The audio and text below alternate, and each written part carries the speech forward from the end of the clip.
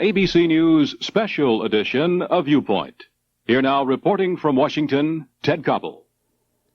There is, and you probably need it about now, there is some good news. If you can, take a quick look out the window. It's all still there. Your neighborhood is still there, so is Kansas City, and Lawrence, and Chicago, and Moscow, and San Diego, and Vladivostok. What we have all just seen, and this was my third viewing of the movie, what we've seen is sort of a nuclear version of Charles Dickens' Christmas Carol. Remember Scrooge's nightmare journey into the future with the spirit of Christmas yet to come? When they finally return to the relative comfort of Scrooge's bedroom, the old man asks the spirit the very question that many of us may be asking ourselves right now. Whether, in other words, the vision that we've just seen is the future as it will be, or only as it may be. Is there still time? To discuss, and I do mean discuss, not debate, that and related questions tonight, we are joined here in Washington by a live audience and a distinguished panel of guests. Former Secretary of State Henry Kissinger, Elie Wiesel, philosopher, theologian, and author on the subject of the Holocaust. William F. Buckley, Jr., publisher of the National Review, author, and columnist. Carl Sagan, astronomer and author who most recently played a leading role in a major scientific study on the effects of nuclear war. Lieutenant General Brent Scowcroft, National Security Advisor to President Ford, Chairman of President Reagan's Bipartisan Commission on the MX Missile. And former Secretary of Defense Robert McNamara, who wrote in the current edition of Foreign Affairs that nuclear weapons are totally useless except only to deter one's opponent from using them. That's our panel, and you'll be hearing from them in just a few moments. But first, joining us live from his home in suburban Washington is the Secretary of State, Mr. George Shultz. Mr. Secretary, if I put to you the question that Scrooge put to the spirit of Christmas yet to come, the future as we've just viewed it tonight, is that the future as it will be or only the future as it may be? Neither. That is not the future at all. The film is a vivid and dramatic portrayal of the fact that nuclear war is simply not acceptable.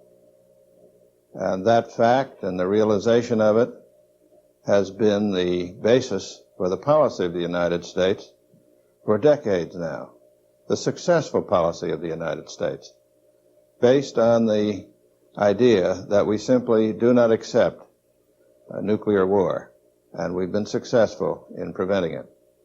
Mr. Shultz, that is the answer of a Secretary of State to a reporter, and that's fair enough because that's what you and I respectively are. But what if you were answering the question to your son or to your granddaughter? What would a grandfather, what would a George Shultz who is talking to a member of his family say in response to the same question? Same answer? Well, I would give the same answer. And since children these days are in many respects smarter, it seems to me, than their elders, they would ask a lot of questions about that. And I think it's possible to explain why it is that it's possible to have a policy that prevents nuclear war. I guess what some of those smart youngsters are worried about and what a lot of smart older people are worried about too is not so much the policy, but just the presence of so many nuclear weapons, so many nuclear warheads in the world. And the question, which I now address to you, with so many of them, is it not inevitable that at some point or another they will be used? And if not, why do we need them? The only reason that we have nuclear weapons, as President Reagan said in Japan recently, is to see to it that they aren't used. We have to provide a balance so that others who have nuclear weapons, particularly the Soviet Union, realize that what could happen to us could happen to them and would happen to them. And under those circumstances, neither we nor they will use these weapons. In this sense, I'm agreeing with the quotation that you gave from Secretary McNamara. But I think we have to do a lot more, and do a lot more. We work to reduce the number of these weapons, and it is interesting to note, important to note, that if you go back to the 1960s and compare the amount of destructive capability of our nuclear arsenal now as compared with them, then it's about 70% less. The point that I'm trying to make here is that in addition to having this policy of balance and deterrence, we have a policy of reduction. And in President Reagan's efforts to deal with this problem, reduction of nuclear weapons has been at the top of his list. Reduction all the way down to the point of zero. Mr. Secretary, I cannot doubt, nor do I, that that is the President's intention. Why has that policy been so difficult to achieve then? Because since your administration has come into office, there has not been any reduction on either side. Well, no, that's not correct. There have been some reductions as part of a general program to do so, and only last October it was announced that another 1,000 nuclear weapons or warheads would be taken out of Europe. So that process goes on.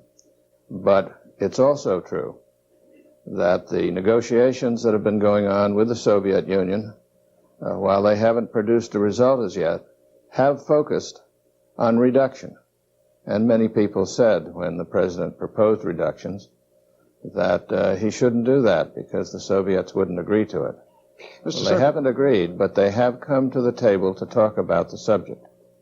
Mr. Secretary, let me focus for a couple of minutes at least before we go to our panel here on the movie, which became, in a sense, much more than a movie. It's become a national event, and your presence here this evening is, I think, some testimony to that.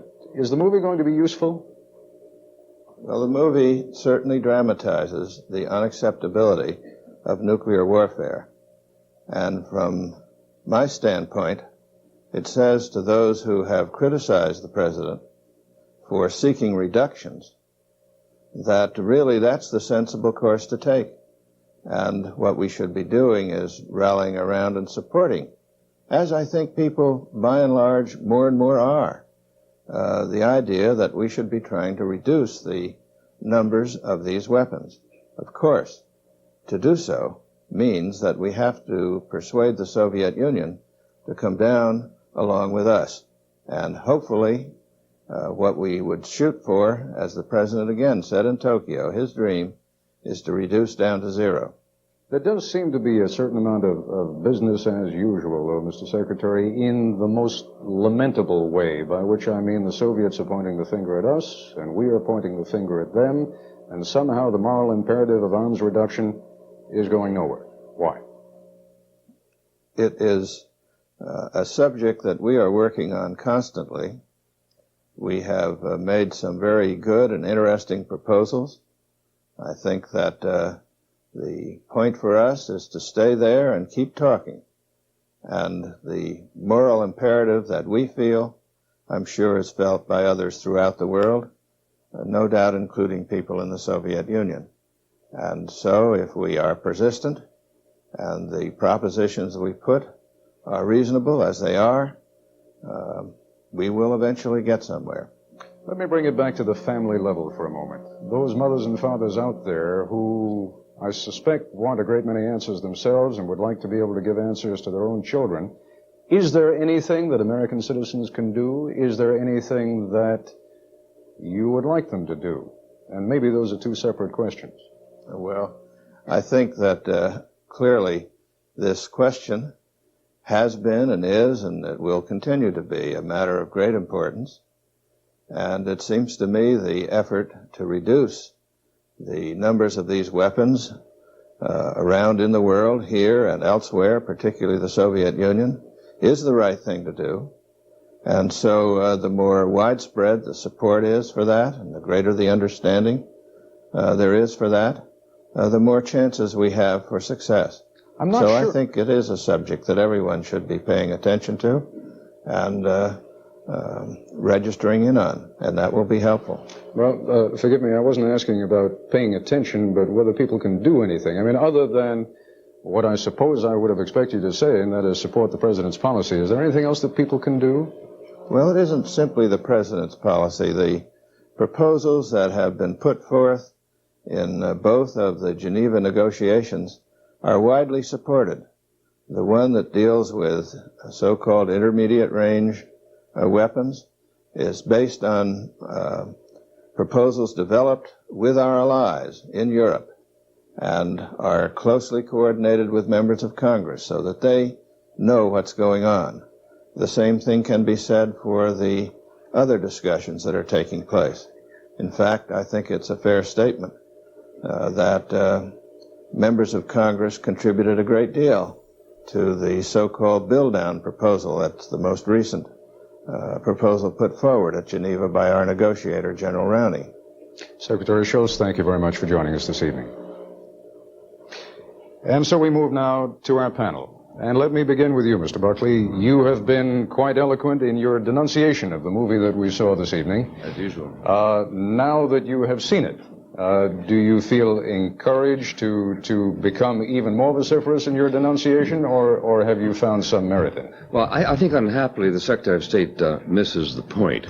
The whole point of this movie is to launch an enterprise that seeks to debilitate the United States. May I ask you just to move in a little closer to your microphone? It seeks to debilitate the United States. This is terribly plain. The guy who wrote it says, I would like to see people starting to question the value of defending this country with a nuclear arsenal. That is his motive, and people who have seen the film, who have sought to debilitate American defenses, have gathered around it. It's become a cause militant. It has a totemic significance, and I'm delighted to hear the Secretary of State say such calm and lucid and cogent things, but that's unrelated to the effort of this film. You think that there is a deliberate political effort behind this film, or are you prepared to concede that if indeed there is one, it may be accidental? Well, it's certainly deliberate on the part of the writer. He says that was his motives. Now, if you say, was it deliberate on the part of the shareholders of ABC, I don't think they were consulted. But there's no question that people who seek to write tendentious copy because they seek to forward a particular point of view. I certainly do. All right, let me raise the question, Carl Sagan. You see any merit in this movie, or is the movie simply an exercise in emotionalism which may cause despair rather than do anything useful? I think in this country we've been sleepwalking during the last 38 years and passed this problem without really coming to grips with how dire and compelling it is. And I think ABC should be congratulated for spurring what I hope will be a year-long debate on this issue. But it's my unhappy duty to point out that the reality is much worse than what has been portrayed in this movie, and this new emerging reality has significant policy implications. The nuclear winter that will follow even a small nuclear war, especially if cities are targeted, as they almost certainly would be, involves a pall of dust and smoke which would reduce the temperatures not just in the northern mid-latitudes, but pretty much globally to sub-freezing temperatures for months. In addition, it's dark. The radiation from radioactivity is much more than we've been told before. Agriculture will be wiped out. And it's very clear that beyond the 1 or 2 billion people who would be killed directly in a major nuclear war, 5,000-7,000 megatons, something like that, that the overall consequences would be much more dire. And the biologists who've been studying this think that there is a real possibility of the extinction of the human species from such a war. Let me stop you on that point, because if our viewers were not depressed enough after seeing the movie, I suspect you've brought them to an even greater nadir. But I think that's good news, Mr. Koppel. What is that? What he just said is very good news. Because? If the Soviet Union knows that a first strike is going to mean the extinction of the Soviet Union, then there won't be a first strike. I agree with that. I'm amazed to find myself agreeing with Mr. Buckley, but that is absolutely right. Well, in that case, let me capitalize on that brief moment of agreement, because I suspect there won't be very many more. Dr. Kissinger, let me turn to you and ask you then, if indeed one accepts either Dr. Sagan's version or the version that we saw here, we are in either case talking about damage and loss of life unparalleled in human history, how is it possible, under any circumstances, to conceive of the use of nuclear weapons? Well, I think that this film presents a very simple-minded notion of the nuclear problem. And it deals with the most obvious question, that a general nuclear war aimed at cities is a disaster and a catastrophe. I wrote a book on this subject 30 years ago when the notion of general nuclear war first arose. The problem of our period, the problem we have to grapple with, is how to avoid such a war, how to preserve freedom while seeking to avoid such a war, how to create a military establishment that reduces the dangers of such a war, what arms control policies are compatible with this policy, how we handle crises. Those are serious questions. To engage in an orgy of demonstrating how terrible the casualties of a nuclear war are and translating into pictures the statistics that have been known for 3 decades, and then to have Mr. Sagan say it's even worse than this, I would say, what are we to do about this? Are we supposed to make policy by scaring ourselves to death, or is somebody going to make some proposals of where we are supposed to go? And if people don't make that, then I do not believe we are making any contribution. That's my objection to this film. It took this most simple-minded problem that everybody will agree upon. There's nobody in this room who disagrees with the fact that this must not happen. It's how to avoid it that we should be discussing. Dr. Kissinger, you have brought us precisely to the issue that I think brings us all here together this evening. I think it can go without saying that there's no one in this room, indeed there is probably no sane person in the country who would recommend nuclear war or who would look at that movie and say that what is seen there is some prescription for any solution to any problem. We are here to try to answer the question of what, if anything, can be done. Mr. McNamara, you want to take a crack at that question? I think much can be done, Mr. Koppel, much that we're not doing. And I want to start by emphasizing, I'm not talking about the Reagan administration. I'm talking about several different administrations, but most of all, I'm talking about the American people. I do not believe the American people understand the world we live in. I do not believe they understand the full risk that we face. There are 40,000 nuclear warheads in the inventories of the U.S. and the Soviet Union today, with a destruction power roughly 1 million times that of the Hiroshima bomb. I don't know any arms expert, and I doubt if anyone in this room believes that in the next 10 to 15 years we can reduce that number by more than half.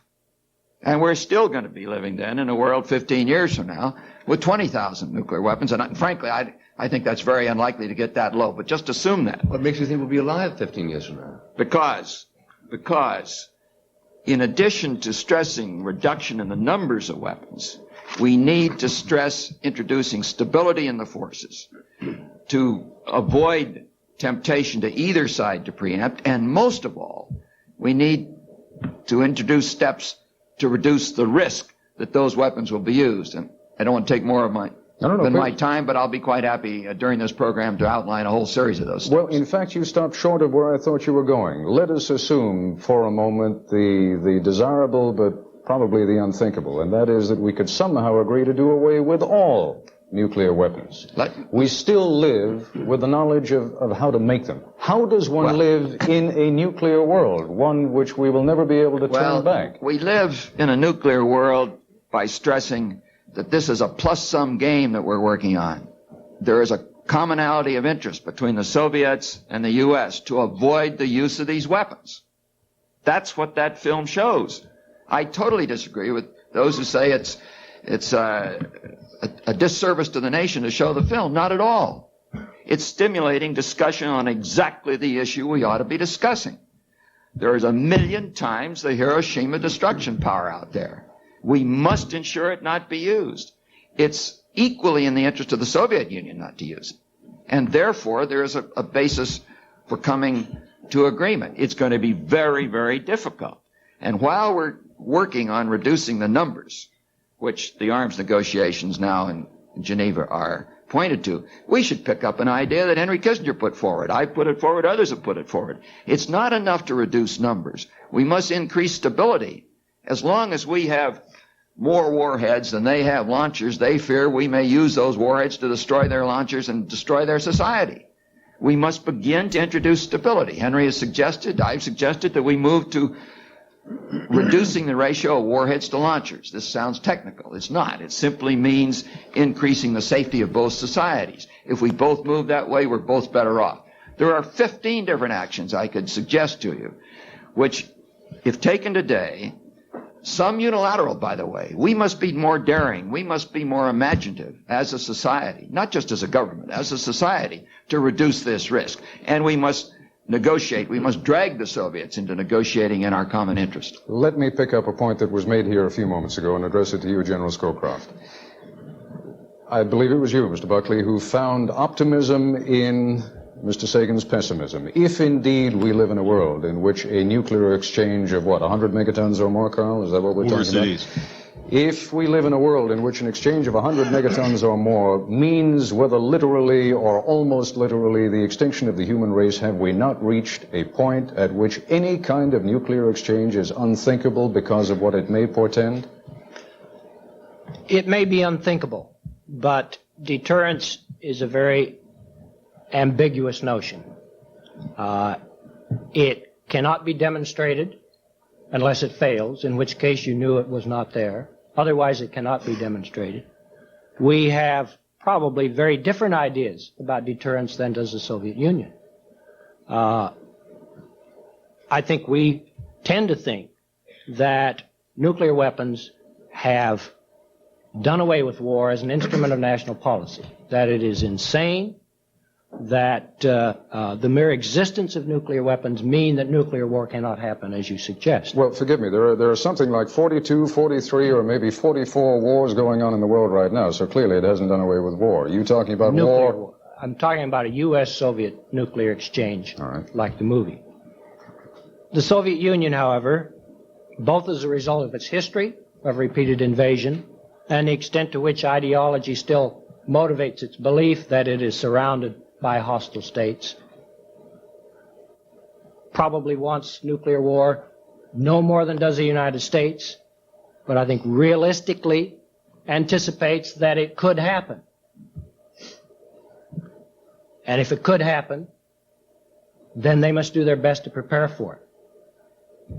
And I think it is that is the central issue of deterrence, and that is we must have a military posture which the Soviets, whatever they think about deterrence, whatever they think about the nature of nuclear weapons, can never imagine that resort to them makes sense. I'm not sure that's clear at this point. Well, when you talk about preparation for it, I assume you mean, among other things, their evacuation procedures, their civil defense program, and things like that. If I understand Carl Sagan and his colleagues, and these seem to be in total agreement with Soviet scientists, all of that is so academic as to be totally pointless. If indeed we're going to have a world in which life itself is essentially extinguished, what difference does it make whether it's extinguished 6 feet underground or extinguished on the surface? Because I don't think fundamentally we're talking about deliberate decision to launch nuclear war. We're talking about behavior in a crisis where each side is estimating both the posture and the will of the other side, in which case miscalculations can make all the difference between peace and war. And it is in that guise that we must ensure that the Soviet Union can never miscalculate. Before we slide too far into the technical, Elie Wiesel, we deliberately invited you here so that you would bring a humanistic touch to what otherwise threatens to become either a very technical or a very theoretical kind of discussion. Is there anything that the individual man can do anymore? Is there any point in even discussing that, or is it out of his and her hands? Not being a nuclear specialist in any way, I'm scared. I'm scared because I know that what is imaginable can happen. I know that the impossible is possible. I've seen the film, and while I was watching it, I had a strange feeling that I had seen it before. Except once upon a time it happened to my people. And now it happened to all people. And suddenly I said to myself, maybe the whole world, strangely, has turned Jewish. Everybody lives now facing the unknown. We are all, in a way, helpless. We are talking about nuclear arms, about the bomb with a capital B, a kind of divinity in itself.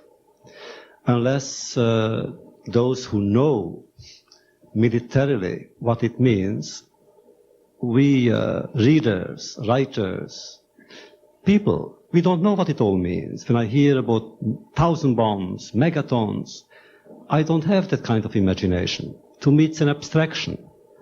What to me all this means is that the human species may come to an end, that millions of children may die, simply because one person somewhere, and I am not so much afraid of the big powers, I'm afraid of the small nations. If not now, maybe 10 years from now, or 20 or 50, a Khomeini will get hold of nuclear weapons. He won't hesitate. He will not have a discussion such as the one as we have here. And it's fear. Elie Wiesel, you know better than most that during the 1930s in Europe, especially in England, there were discussions not dissimilar from this discussion in which people with the best of motives spoke about pacifism, the need not to go to war, the horror of war, and some historians feel, indeed I would suggest most historians feel, that it was that very sense that brought about precisely what everyone was trying to avoid. I think what Dr. Kissinger was talking about before is precisely that, the danger that in being human about what we've just seen, we may become not only impractical but unwise. Would you like to respond to that notion? No, I agree with you, and I agree with Dr. Kissinger on that. It's true that pacifism in the absolute sense would be dangerous. We cannot yield our world to dictatorship. We cannot yield our Western society, our democracy, to a totalitarian regime that would have alone, exclusively, a nuclear superiority. It would be foolish. On the other hand, I also know that if we have thousands and more thousands and more thousands of weapons, one day they will explode. Hence my ambivalence, meaning hence my fear.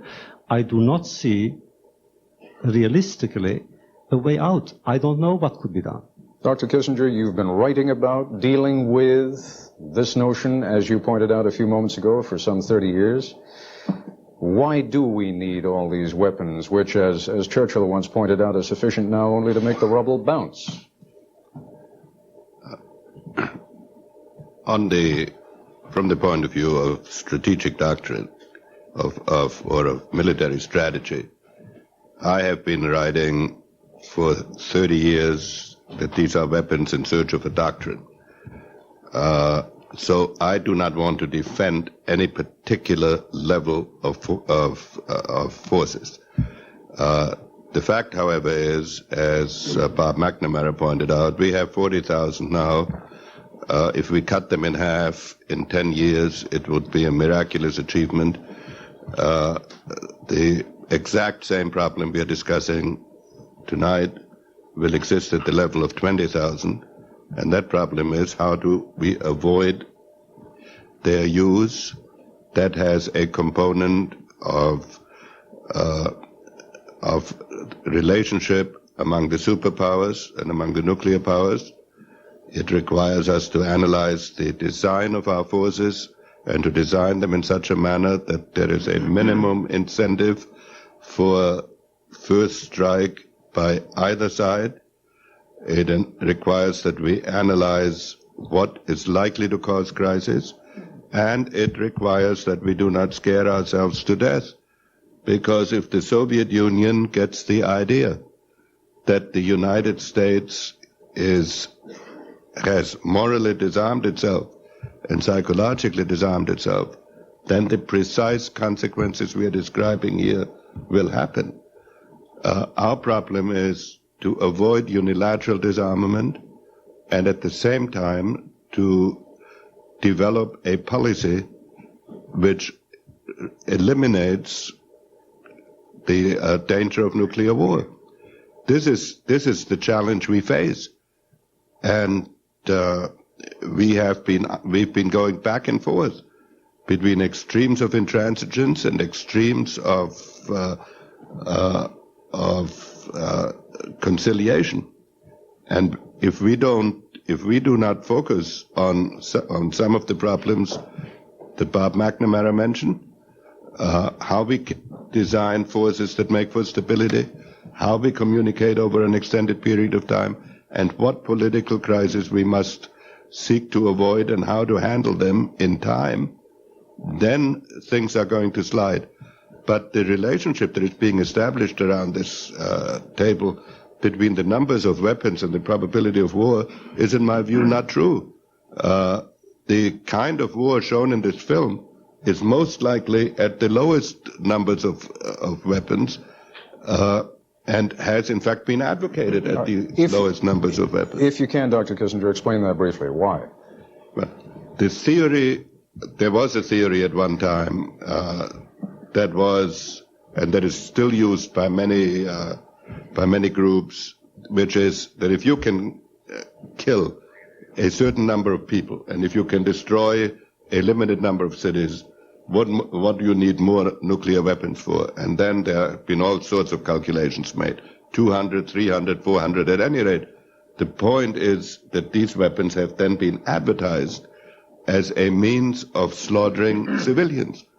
This creates exactly the dilemma we now face. Any statesman, I think Bob will forgive me if I tell him a personal encounter we had. When I became security advisor, I saw for the first time what our plans were. And I called up Bob as the last Secretary of Defense, or at any rate the one I knew best. I asked him to come to the White House. And I first asked him whether he thought these figures were accurate. And then I asked him how he was going to handle that issue if he ever were asked by the President on what to recommend. So this issue has been with us, and it will face every administration of whatever party. We can't eliminate these weapons completely in a foreseeable time. We should not have a strategy that is designed to maximize casualties, because then if anything goes wrong, we will have Carl Sagan's world. And yet we are assaulted, anyone who seeks that course, on the one side by military technologists who think nuclear weapons are just another kind of weapon, and then by pacifist groups who believe that unless you paint the most horrible picture of nuclear war, it will happen, and you participate in bringing it about. This is why it's been so hard to get the sort of thing that Bob McNamara is talking about. All right, we're going to have to take a break in just a couple of minutes. Mr. Buckley, go ahead. I may have to cut you off in mid-sentence, though. Well, I'd like to focus on this business of stabilization, because I think we have moved away from stabilization. There's a line in this movie. They're hearing all this bad news about all the threats that are happening. The Germans are moving and the Russians are moving. And then the girl says, well, we did have a crisis in 1962, and we overcame that, didn't we? There isn't anybody there who says yes, and we also had a considerable deterrent quality in 1962, which was unambiguous. Question, are we moving towards an ambiguity in our deterrent forces? In the last 4 years, the German Social Democratic Party has turned right around. I would ask Mr. McNamara, is that a sign of stabilization, or precisely the contrary, but is by seeing this kind of thing, which, by the way, they all saw before they took that vote last week? Before, and I promise I'll come right back to you so you have an opportunity to answer that question, but before we do that, I need to say this. As we are coming up on the hour, that this is a special edition of ABC News Viewpoint. I'm Ted Coleman. Now then, Mr. McNamara, pick it up, please. First, we have a stable deterrent today. We do a great disservice to our nation when we say otherwise. And we will have a stable deterrent tomorrow if we act intelligently. I have absolutely no question in my mind about it. But I want to go back to the two conditions that we are facing, and they're not going to change. I was in Berlin today. I had lunch in Berlin. I was at the wall today. We didn't build the wall. The wall was built 22 years ago by the Soviets to hold their people in. They retain it today for exactly the same reason. I'm not arguing whether it's wise or unwise for them to do it. It's a symbol of the tension that exists. Events, possibly beyond their control or ours, may cause these miscalculations that were discussed a moment ago. That's one set of facts. The other set of facts is the 40,000 nuclear warheads that Henry and I agree are unlikely to be cut by more than 50% in the next 10, 15 years. We're going to live for decades in a world of tension and with tens of thousands of warheads, a few hundred of which can cause, pardon me, Mr. Buck, may I finish, that can cause nuclear winter or destroy civilization. We must learn how to avoid their use. Nobody that I have ever talked to knows how to stop a nuclear war once it's started. Therefore, God's sakes, don't ever start one. That's the first point. All right. Let Mr. Sagan respond to that, then General Scowcroft, and then, folks, you may as well get ready with your questions because we're going to start involving you with all of the panel. Mr. Sagan? Let me try to make 3 quick points coming out of the previous discussion. First of all, there is a kind of threshold. It's fuzzy, but it's somewhere around 1,000 strategic weapons at which the nuclear winter could be triggered. If that's the case, it seems to me that the only prudent policy is to get well below that threshold so that no concatenation of computer failure and communications malfunctions and madness in high office could kill everybody on the planet. That seems to me elementary planetary hygiene as well as elementary patriotism. You don't want to have a circumstance in which we can end the human endeavor. Now, I think that with 18,000 strategic warheads in the world, we have 18 times, at least, more weapons than are needed to trigger this catastrophe. If you were well below 1,000 warheads, you would still have an adequate strategic deterrence, and I believe, just as slavery was once in the world and people considered it impossible to change, and it was everywhere. Well, now we have a world in which there's virtually no chattel slavery. Conventional expectations about what is inevitable can be changed if there's political will. And I think that the existence of this catastrophe can provide a political will. Now, just one more thing. We heard from Secretary Schultz in answer to your question, Ted, that it wasn't true that the Reagan administration was building up weapons, that in fact they had reduced weapons, and he mentioned a figure of 1,000 in Europe. Now, those 1,000 weapons in Europe are tactical weapons, not strategic weapons. They are largely obsolete weapons, and they are forward-based weapons, which means that they are vulnerable to capture in case of an attack. Now, what the administration is really doing, according to the Congressional Budget Office, is increasing the inventory of strategic warheads from 9,000 in the United States to 14,000. We are going in the wrong direction. Carl, forgive me. Let us leave it in those general terms because I must confess statistics leave my mind reeling, and I suspect everybody else is too. General Scowcroft, you want to respond to the general thrust of what Dr. Sagan was saying? Yes.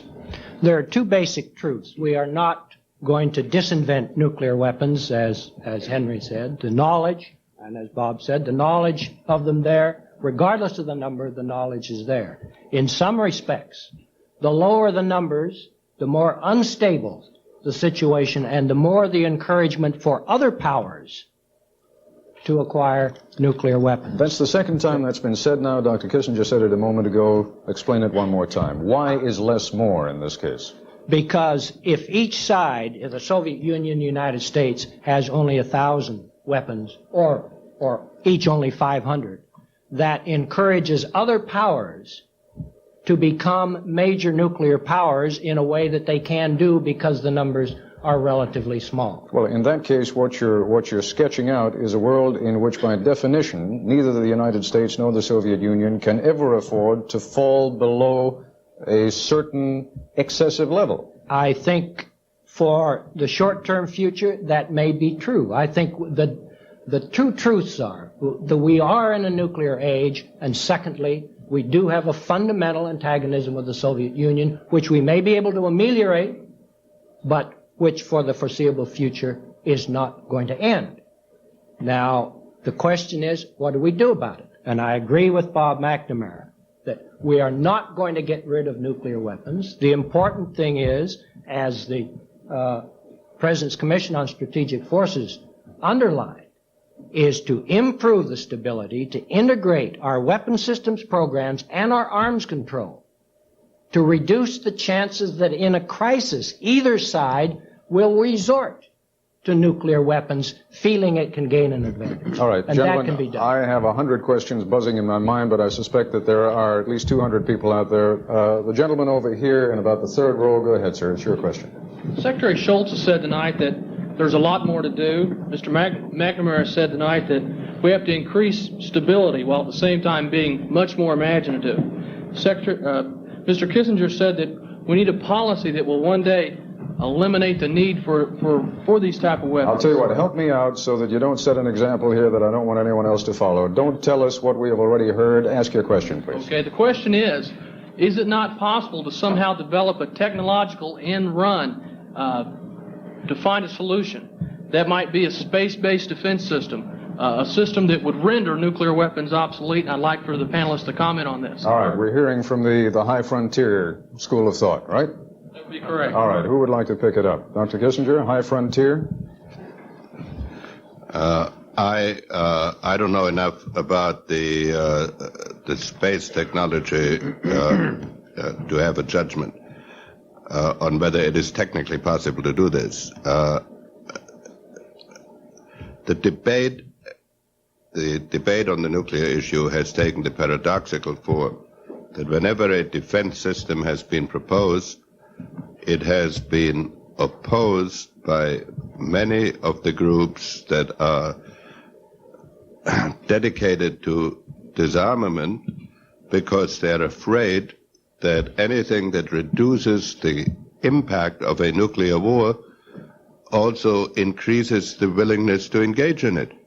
And therefore there has been a tendency to deprecate any possible defense systems. I haven't studied or I don't know anything about whether the space system. I do not believe, however, as a general proposition, that there is one reliable technological means on the basis of which you can say that now the danger of nuclear war has been eliminated. On the other hand, I also do not like this undifferentiated discussion of all nuclear wars taking Carl Sagan's form. And what are you saying with that last point? Are you suggesting what I'm saying with this point is I believe, if it is true that we live in a world in which we are doomed to have nuclear weapons, and if it is true that someday there could be an accident, then it is also true that together with all the measures that have been discussed, we have a moral and political obligation to think of procedures, strategies, and methods to keep the war from mindlessly escalating into the sort of thing that we have seen on television here, and not to talk ourselves into the frame of mind that the first time a nuclear weapon is used, it must end with the destruction of hundreds of millions of people and a nuclear winter. Carl Sagan, pick up, if you will, on A, the question that was asked, but B, also the point that Dr. Kissinger made, namely that defensive systems, and for example, at one point we were in the process of building an anti-ballistic missile system in this country, that defensive systems are destabilizing because they may lull the side that has it into a sense of security that would permit that side to then launch nuclear weapons on the other side.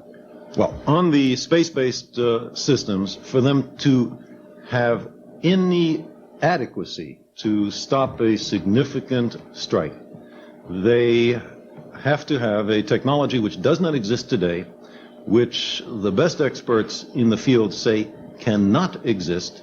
In any case, something which would cost enormous amounts of money, that would have to be deployed on a absolutely unprecedented scale, and which is vulnerable to the simplest kinds of countermeasures. So my sense is that the ballistic missile defense system that is being talked about, and there are a variety of them, and obviously we don't want to get into the details, is dangerous, A, because it lulls us into thinking that we can get away from this problem without the kinds of confidence building and stabilizations that Dr. Kissinger and Secretary McNamara have talked about. All right, let's go to questions. The lady in about the fifth row back. Yes, ma'am. Go ahead. What are we to do 20 to 25 years from now when the superpowers no longer have the decision-making power about whether nuclear war will or will not occur? And this could be a small-scale nuclear war as opposed to the type of war that we've seen in the movie where, complete devastation everywhere. What about the point that Mr. Wiesel raised earlier about a Khomeini or a Gaddafi having that capability? Mr. McNamara, do you want to pick up on that? Well, I would say several things. First, we need to maintain and tighten our non-proliferation policy. We've allowed it to become weak, and we, by that means, have contributed to the problem this lady is pointing to. Secondly, we need to establish procedures that will ensure that our nuclear forces are not triggered by a terrorist launch of a weapon or by an accident, mechanical or human failure. And we need to ensure that the Soviets are following the same procedures. These are the kinds of actions that we need to take in our common interest to avoid launch against terrorists, thinking we're launching against a Soviet attack, or launch in the event of mechanical or human failure.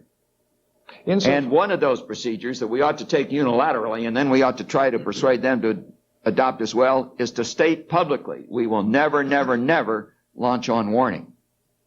We have not yet said that, nor have they. You have just raised, I'm afraid, an issue of such controversy that I don't think I can just let it go by. Launch on warning is the notion that if anyone were to fire any missiles in our direction, we would not wait for them to land, but the president would give the command that our land-based nuclear missiles, our ICBMs, it's the old use them or lose them notion, right? Yes. And is that in point, well, I'm not even sure if you can discuss it. Is that our policy?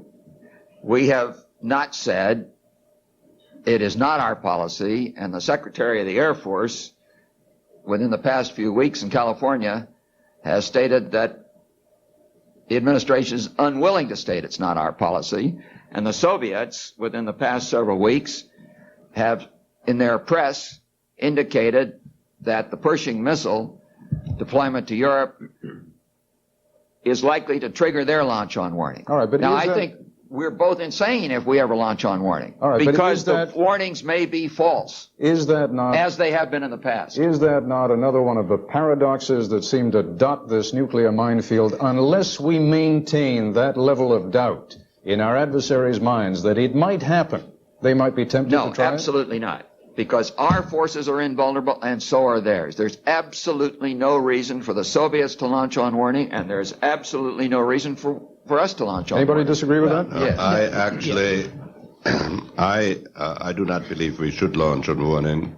I don't know any administration that would have launched on warning, and I doubt that this administration then we should say so. Would launch on warning. Now the question is, does the concept of launching on warning make a nuclear war more likely?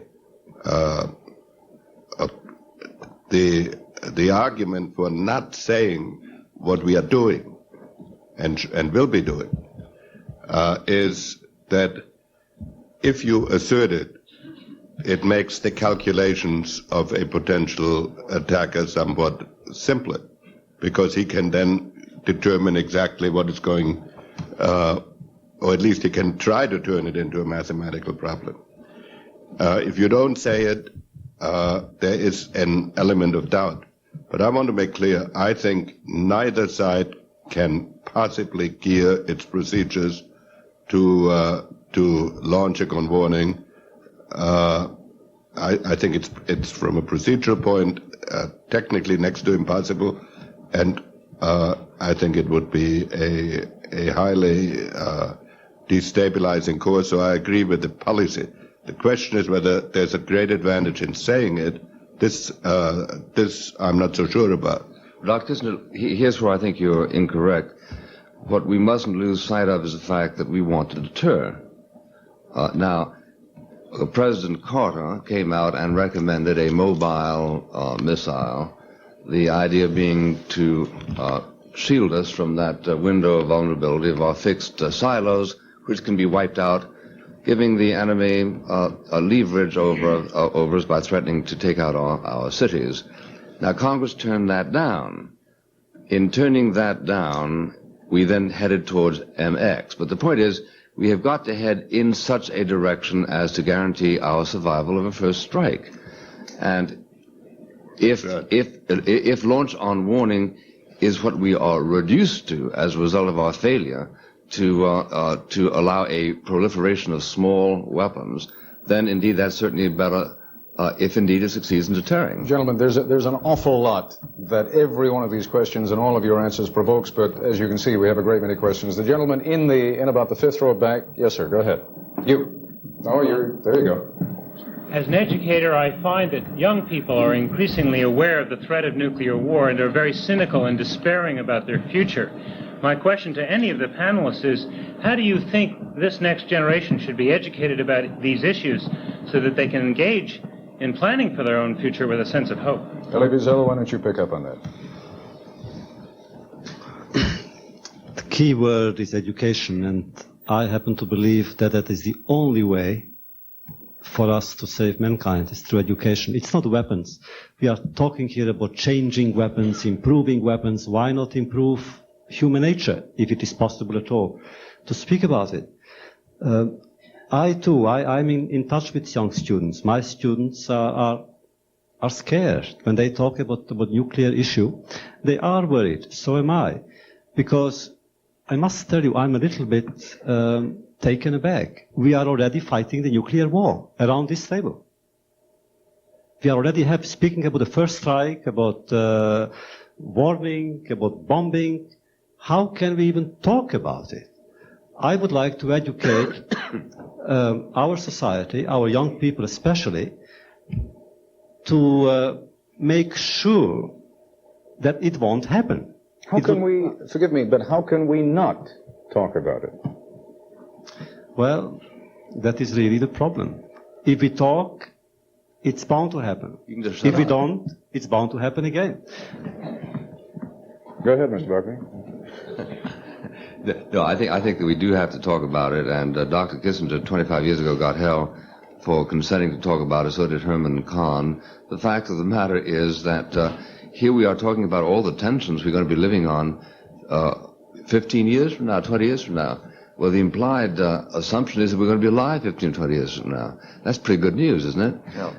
We began with a monopoly of atom bombs. We offered to give them to the United Nations. When we had a monopoly, we dropped one on Japan. If Japan had had one, we wouldn't have dropped one on Japan. So I see nothing that has changed involving that essential stability.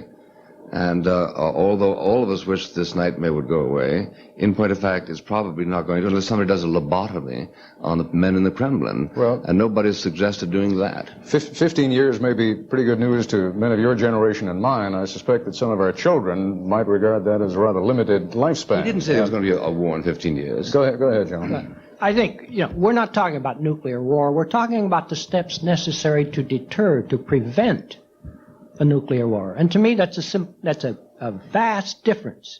And faced with the central dilemma of our times, that is nuclear weapons and U.S.-Soviet antagonism, we have to sort a way through it. And the first thing I would tell young people is that there is no simple nostrum, no simple solution that if we could just get rid of inept or malevolent government would be out there for us to grab to solve our problem. It All right, isn't there. Let's go ahead, sir. The gentleman on the aisle with his left hand up.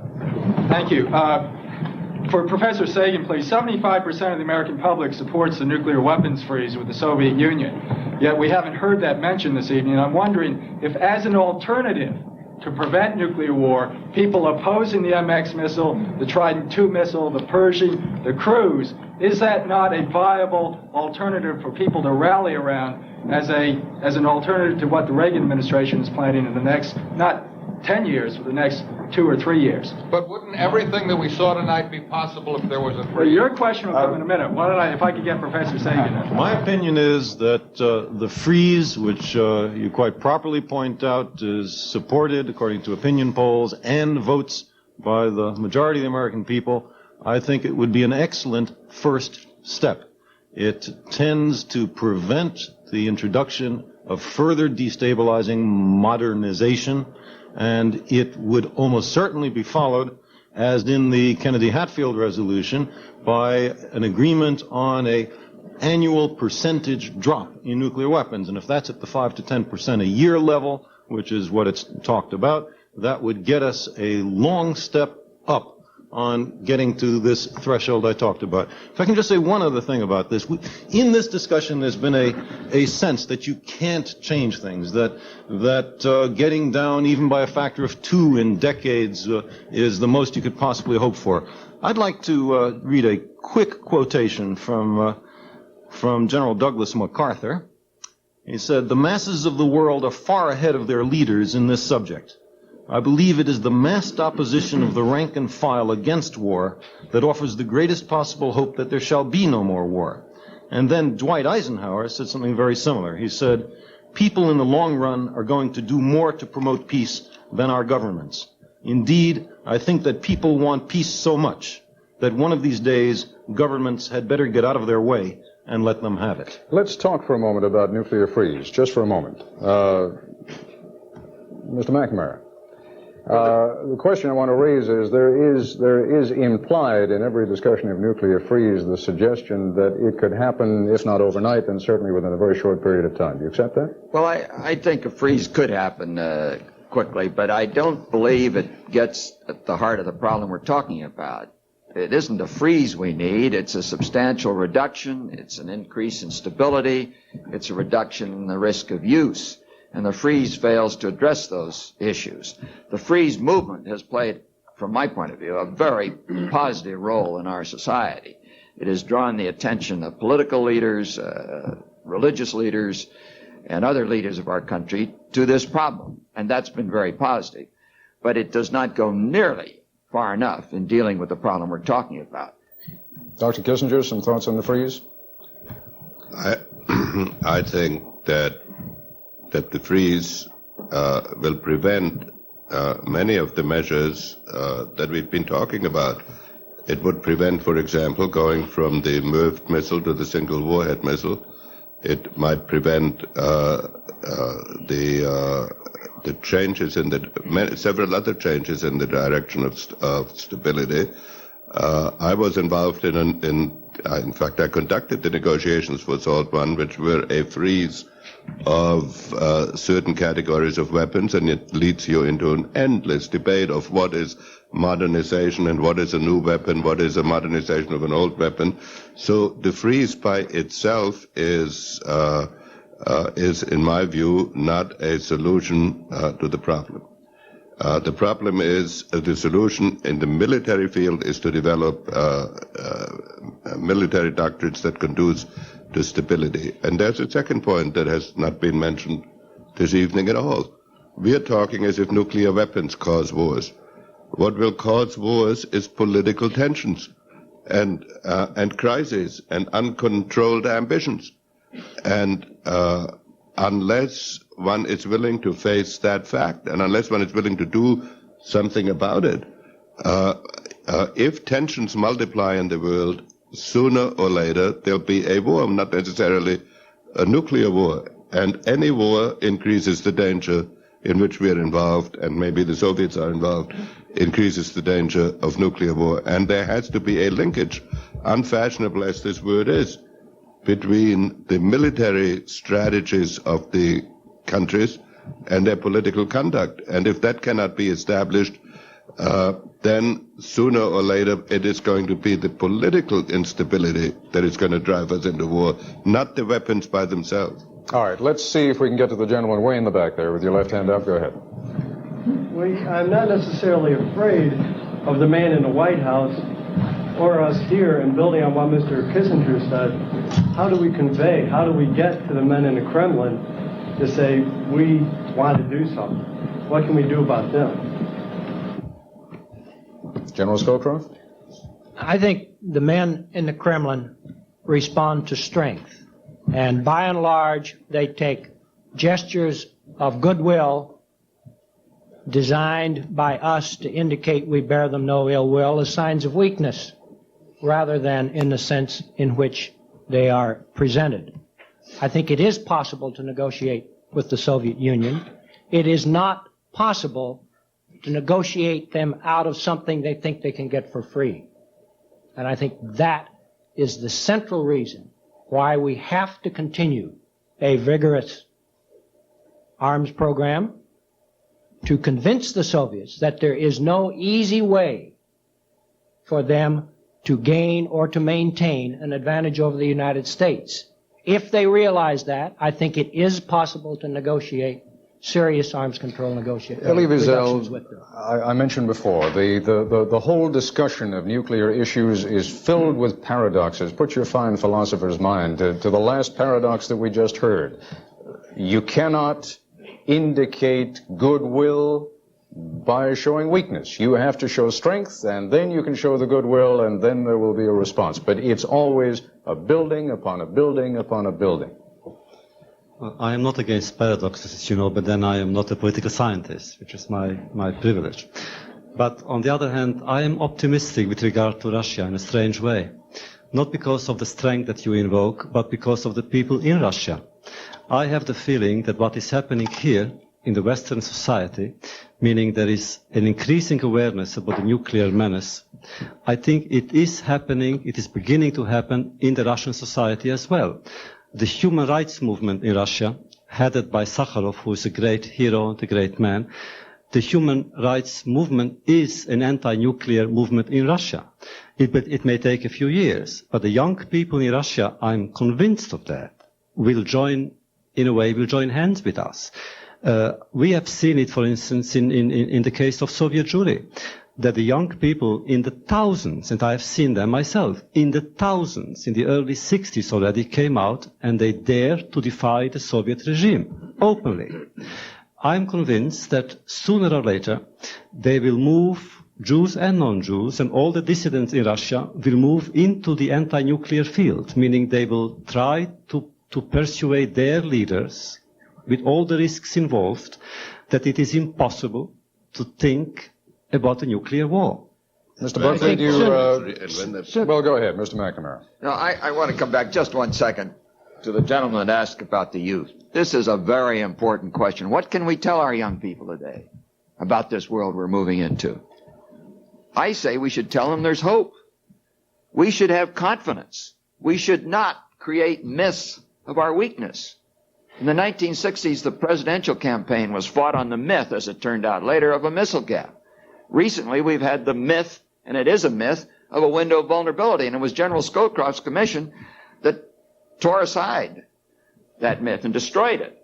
We consistently understate and underrate our own strength in the world. We are a democratic country. That brings us strength. We are technologically advanced. We have productivity far superior in agriculture and industry and arms to the Soviets. We just saw yesterday, or day before yesterday, I read in Europe that the CIA is now saying that the Soviets have not been increasing their defense expenditures as much as we said they were.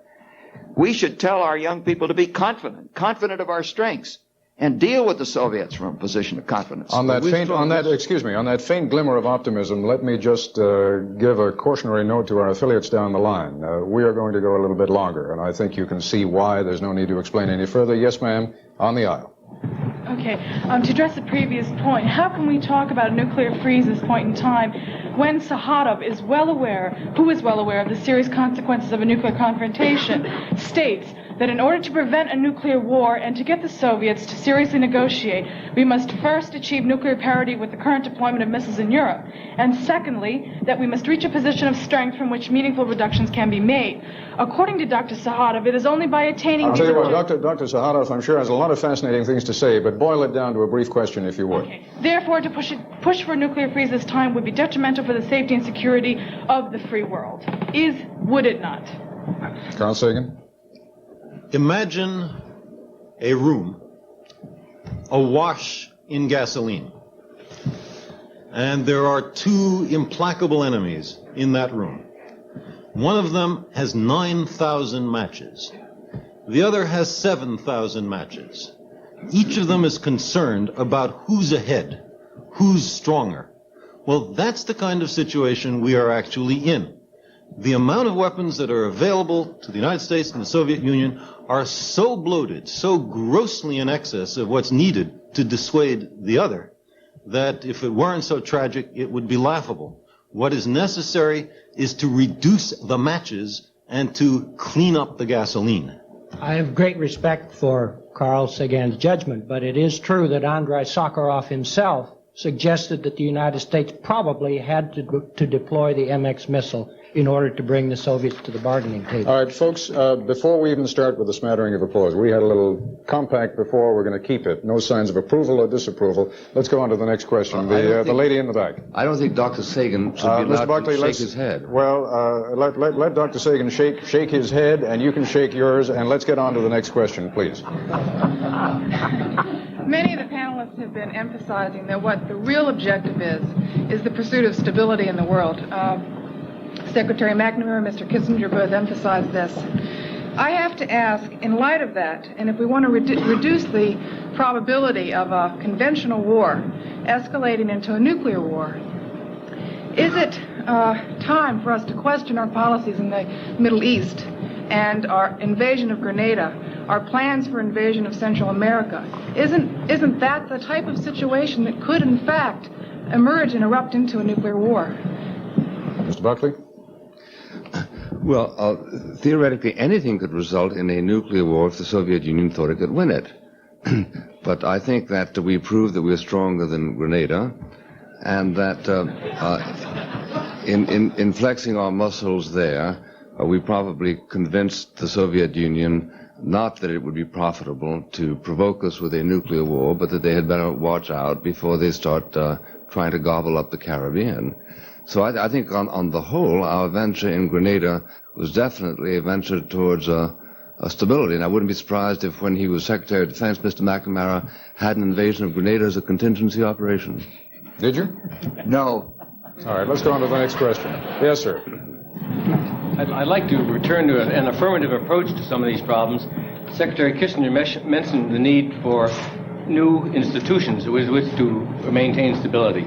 At this time, thousands of Americans have joined together to work for the establishment of a National Peace Academy, which would focus and concentrate study and research in the field of peacemaking and conflict resolution. My question to the panel is, would it not be a method of trying to prevent what we saw tonight by devoting some of our resources to the field, to study and research in this field? Isn't it time that we got on with it? Dr. Kissinger, are we in suggesting a peace academy and suggesting that we devote our resources to that? Are we being naive, or is that in fact the reality with which we have to come to grips? No, I think that the problem of peace requires careful thought and study. I am uneasy about the concept of a peace academy because I do not believe you can segregate the notion of peace and from the general conduct of international affairs. It used to be said 25 years ago, in fact I said it myself at the time, that if we could only devote more resources to the study of arms control, we would make great breakthroughs in thinking about arms control. In fact, almost all of the breakthroughs that were made in the thinking on arms control happened before a lot of resources were devoted to its study, because I had an uneasy feeling the same papers were written over and over again as research funds became available. I don't like the idea that peace is something abstract and that there's a group of peace lovers and a group of warmongers. I think we have to study the whole context of international relations for the purpose of bringing about peace, stability, progress towards peace and stability. It isn't something I would publicly oppose or would have taken a position on if you hadn't raised the question at this program, and I wouldn't feel deprived if it happened. Ladies and gentlemen, let me give you fair warning. We're coming down to roughly our last 10 minutes, so let's see if we can make the questions crisp and the answers equally crisp. Yes, sir, it's your question. Yes, I'd like to direct my questions to both Mr. Scowcroft and Mr. Kissinger. If, in fact, what we're trying to do now is move away from move away from MIRVed ICBMs towards single warhead ICBMs, why are we then moving forward with the 10-warhead MIRVed MX missile? General Scowcroft? I think because it's essential to deploy the MX in order to get from here to there. The single warhead missile is a long ways away. The Soviets at the present time have an advantage in land-based ICBMs. You can argue about the significance of that, but in fact it does exist.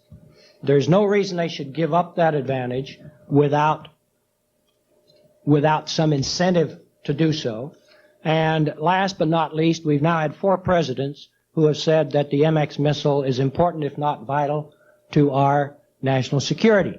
Now, to get back to this idea of deterrence and the will aspect of deterrence, to go back on that when there'd been no change in the circumstances, it seems to me would be very detrimental.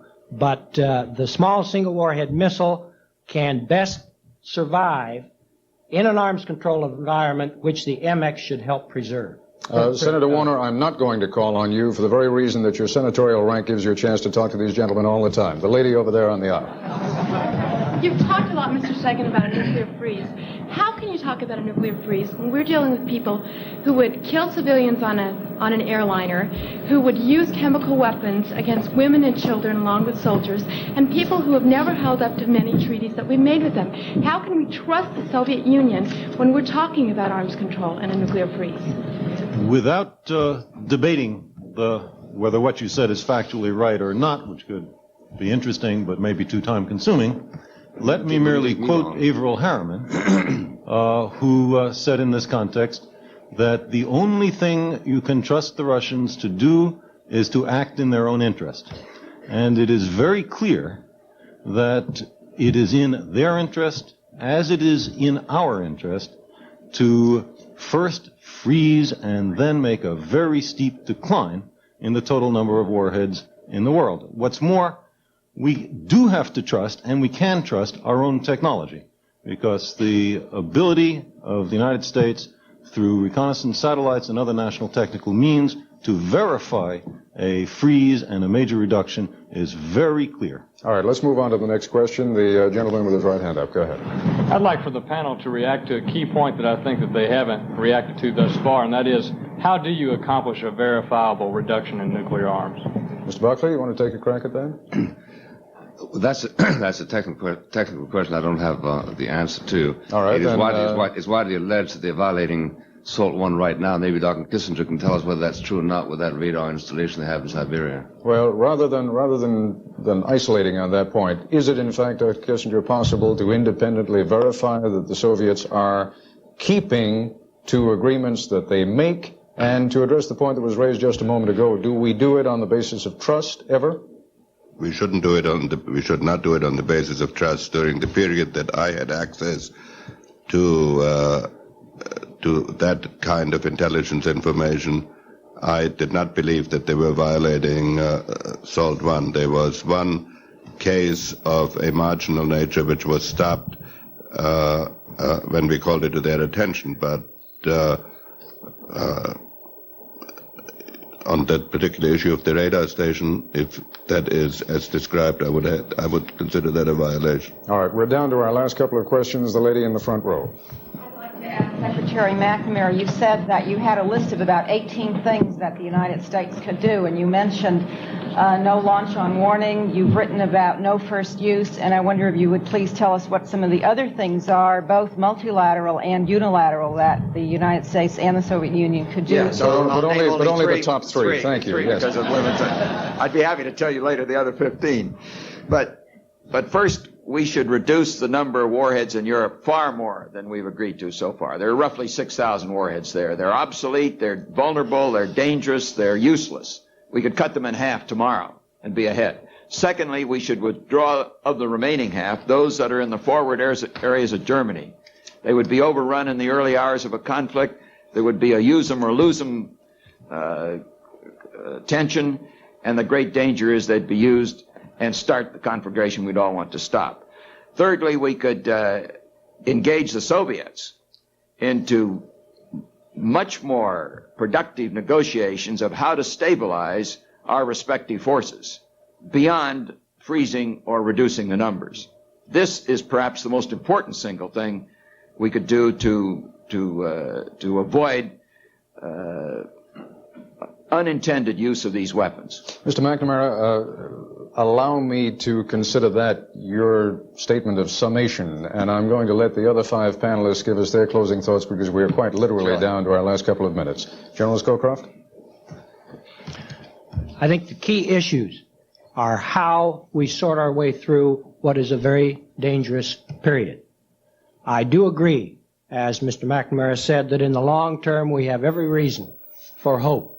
The resources available to the West are so out of proportion to those available to the Soviet Union that if we can survive the next decade, next 10, 15 years, I think we will be in good shape. All right, I'm going to place a very high premium on brevity. Dr. Sagan.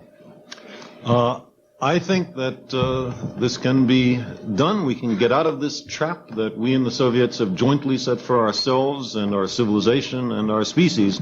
But the way to cut nuclear weapons is to cut nuclear weapons. Dr. Kissinger. I think we must have confidence in ourselves, and we can solve both the arms control problem, and we must solve the political problem that is created by the deliberate creation of tensions in the world.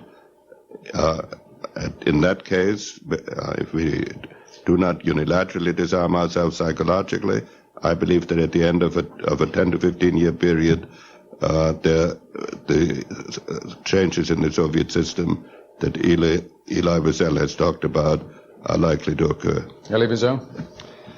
I'm afraid of madness. I'm afraid that madness is possible in history. We have seen it, that occasionally madness erupts in history. And the only way, I believe, to prevent that madness would be to remember. If we remember that things are possible, then I believe memory can become a shield. Mr. Buckley. We saw tonight a hypothetical catastrophe. There is an ongoing catastrophe that is not hypothetical. That's life in the Soviet Union under Gulag. I very much regret the kind of drunk thought that is encouraged by ventures of reductionism of the kind that movie suggested. There is not that in the conversation here tonight, for which I think we are all grateful, but we have only to remember this. We have to fear the Soviet Union because they have an appetite to govern us and do to us what they have done to their wretched people. You have taken the words out of my mouth in thanking everyone here for the high level on which this discussion has been conducted. I would also like to thank our audience for the thoughtful questions that they posed and to apologize to the many of you who I know wanted to ask questions but simply did not get the opportunity. One reason you didn't is that I have a closing thought, and I would like to deliver it now. It is a paradox that the most emotional issue of our time, possibly the most emotional issue of all time, namely the potential annihilation of the human race, needs more than anything to be considered calmly and without emotion. In that respect, tonight's presentation of the day after may have been less than useful. It is difficult to be calm in the face of Armageddon. It is next to impossible to be unemotional when the apocalypse is shown to be so easily within our reach. But if the film has shed something of a national tendency toward complacence, then that is good. We need to talk about the problem. We need to examine, not only as a nation, but as members of an endangered species, means toward a solution. We cannot succeed in that goal if we are rigid and doctrinaire in our approach to those with whom we disagree. What is at stake this time is much more than simply winning an argument. This coming week, Tuesday through Friday on Nightline, we will present The Crisis Game. 10 high-ranking officials who served former administrations in the military, intelligence, and in diplomacy will show you how the decision-making process at the highest level of government works, or sometimes does not work, during a time of great international crisis. Among those taking part, former Senator and Secretary of State Edmund Muskie, who will play the role of President. Former Secretary of Defense and advisor to Presidents Truman and Johnson, Clark Clifford, who will play the role of Secretary of State. And playing the role he also played in government, former Secretary of Defense James Schlesinger. The Crisis Game will be on Nightline this coming week, Tuesday through Friday, 11:30 p.m., 10:30